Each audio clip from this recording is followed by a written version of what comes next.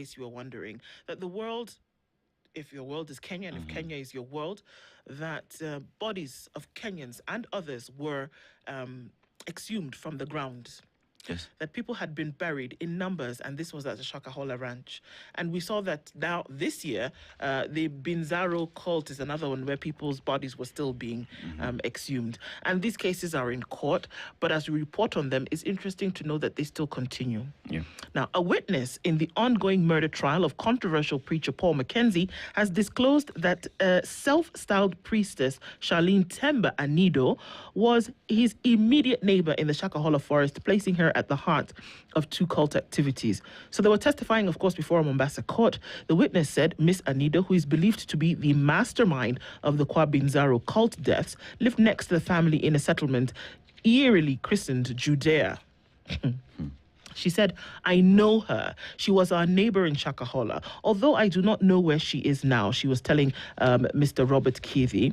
This is Mr. Robert Keithy, the witness. He told the court that he never spoke nor shared a word with her, yet Miss Anido's presence lingered, a familiar silhouette among the forest-tangled paths. Mr. Keithy lives in Judea with his father, Gilbert Kerr, his mother, Percy Gage, and his 6 siblings.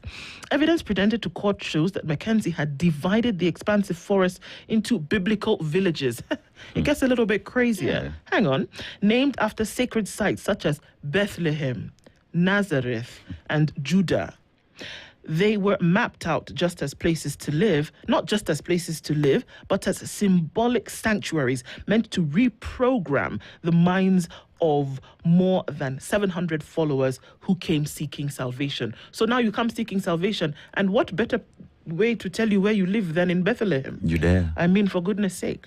The prosecution argues that the naming served a dual purpose: to reinforce the perceived spiritual significance of the forest and to cultivate a sense of divine destiny among Mackenzie's followers, known as Wateule, meaning the chosen ones.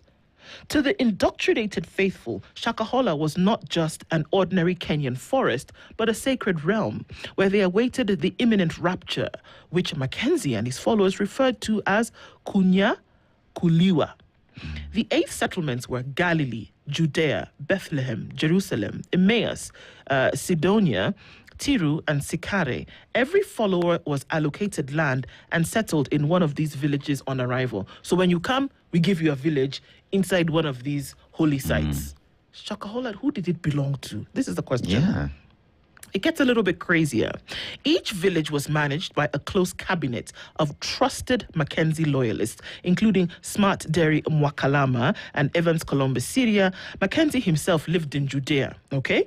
From where he monitored operations and held Saturday meetings under a tree, no less. The Keithy family moved to Judea in early 2022 after leaving Malindi town. His confirmation that he knew Miss Anido strengthened the state's position that she was among those rescued from Shakahola in 2023, or among those who were narrowly escaped with police dragnet during the operation that led to the arrest of hundreds of followers of the outlawed Good News International Church.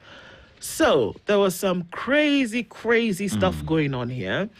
Demarcate them into biblical regions. Let people know that they had actually entered holy ground and that they were on their way to heaven.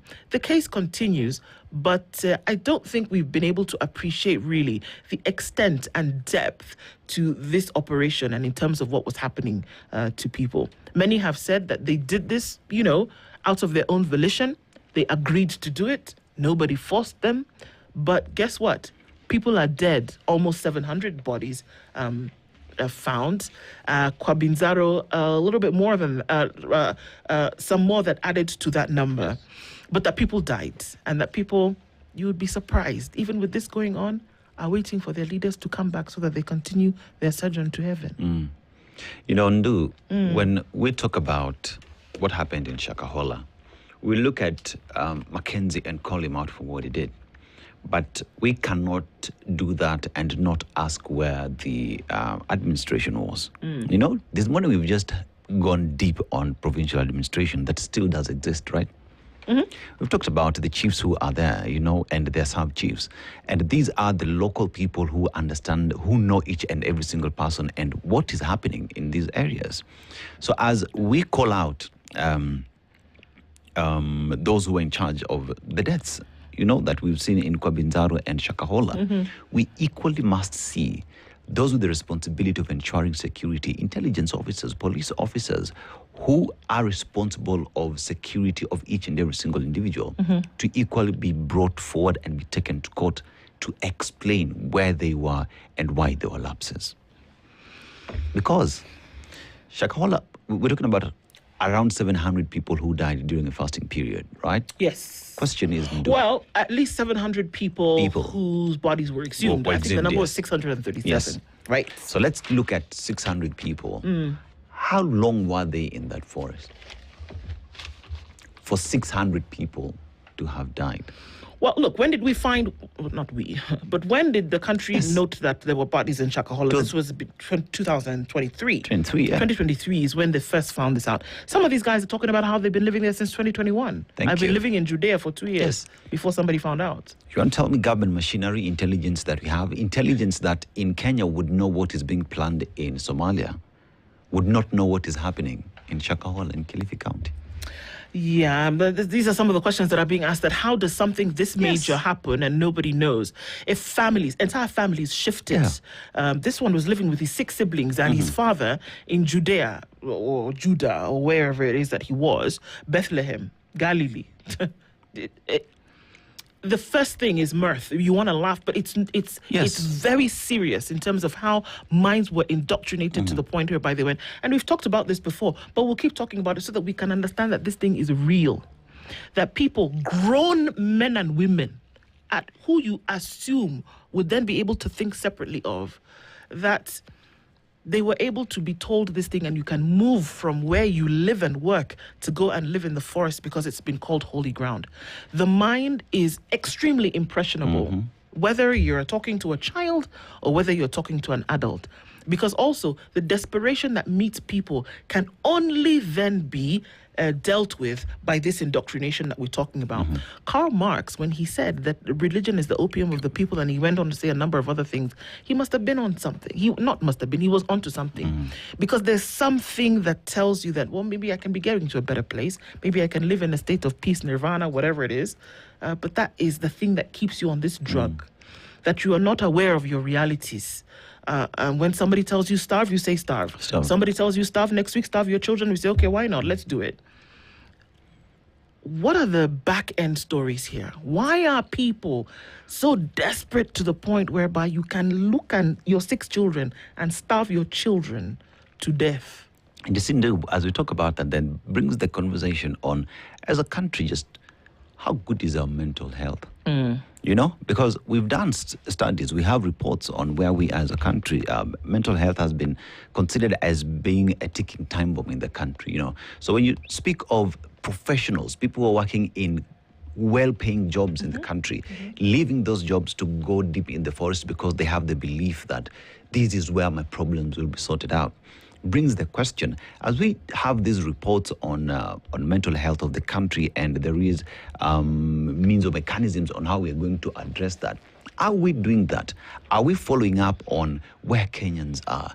What kind of doctrines it is we have? The kind of preaching that we get out here? Or have we just left it in the sense that these are adults, they can make their own decision? But then again, what is our responsibility in making sure that as we consume the report, we are doing something about it? It's not just a report on a shelf. That as we talk about, we have bodies that do regulate all these churches, that they do that in accordance to what it is they've signed up for? Or do we just leave it up in the sense that we've given you the powers to rule, now you go do that which you have to do? What's the responsibilities of duty bearers in making sure that each and every single thing that they have been given, that they are part of, becomes a reality, and that attention is given to them? I hear you, Aseto. But then I'm also wondering here that in this case, this is, and I would love to then be able to hear from us. Maybe we can do that at least. Can we can we blame anybody apart from the individual who made the decision and the person who was allegedly asking them to do this? Because when you ask government, I mean, it sounds so crazy because it's so nice to be able to blame government. Yeah. It's nice. But I mean, in this case, can you blame, surely, yes, people moved into this place. There were rumors that maybe, people were dying and being buried, and the government can step in and say, stop, and can put that to bed.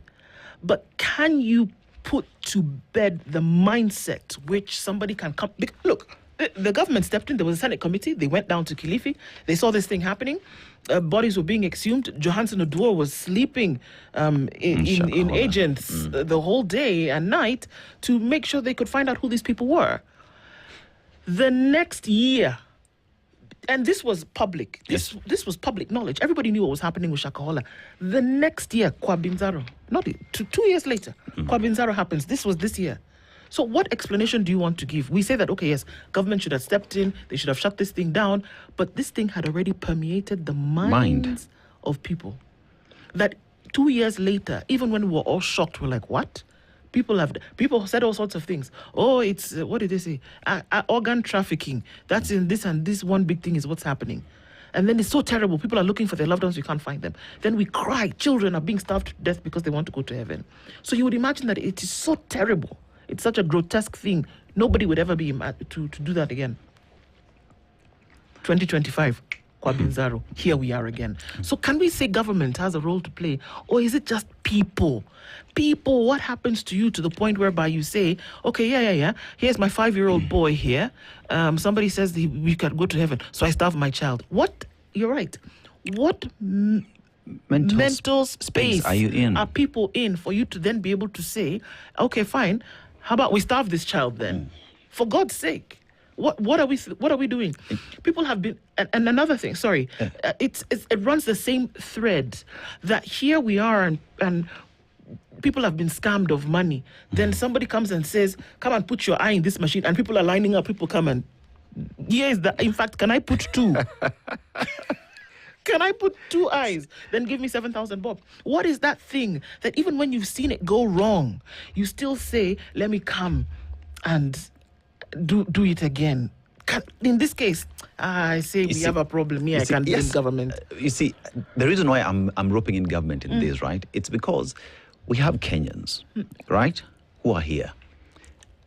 We start with asking, where is our mental space? There is a reason why that report with the good Dactaria went out there to do their research and came out with that report that placed where Kenya is in terms of mental space, what mental space we are in. Yeah. And it was found we are in the trenches, right?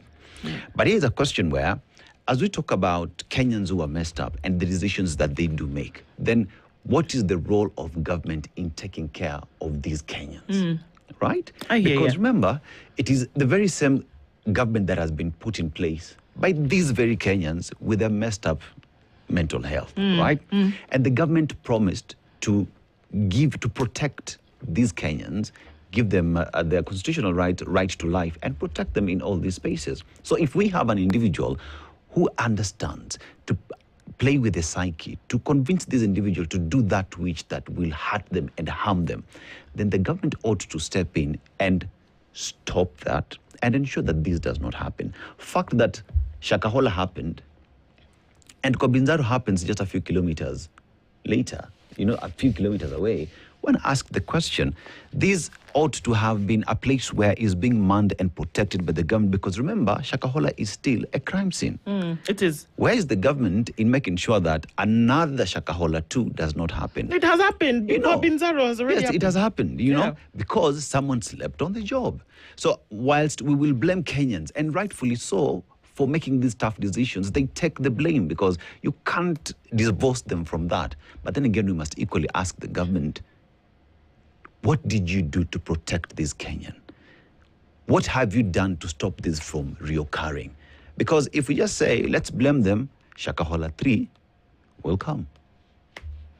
If it has not already happened, and I said no sooner than that has happened, we then saw people who said that they're Joseph and Mary. Yes. and then them there in a center, and then human beings, people are actually following them to say, yes, this is the 2025 version of Moses, Joseph, and Mary living. Now, I don't understand. Is it Virgin Mary? She's then going to give birth to Jesus, or has she come then? So then now she's leading a flock, and people follow. People are attending those churches. You remember when I talked about the doctrine that has been permeated, has been allowed to operate in the country, right?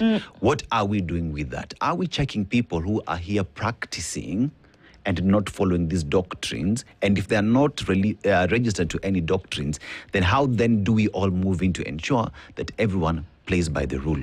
Or is it an open book that anyone can walk in and write it and operate as they want? Those are the questions, and we have to ask them. The Shakahola case is still going on in courts, of course, in Mombasa, and then to be able to find out then what happens as a result of this. A worrying thing, and it seems to be a trend, but it seems that it's low-hanging fruit for anybody who wants to confuse the minds of those who are already desperate. It calls on us to be desperate and to be woke about some of these things, folks, then to be able to ask ourselves some questions that are important. Let's end this on a note of optimism. Let me try and do that for you. Because at its core, ICA Lion is in the business of human growth and the joy of a better life. They want to romance the benefits of planning for the future in an upbeat, memorable way. This isn't about fear. It's about the great life you can build when you're prepared. They help discerning individuals create wealth and protect themselves through innovative services. So whether it's about wealth generation, protecting assets, or retirement security, ICA Lion is a brand for you. If you're not planning for the future with insurance and investments, it's high time you did. So what's your plan? Get started on that better life at icealion.co.ke.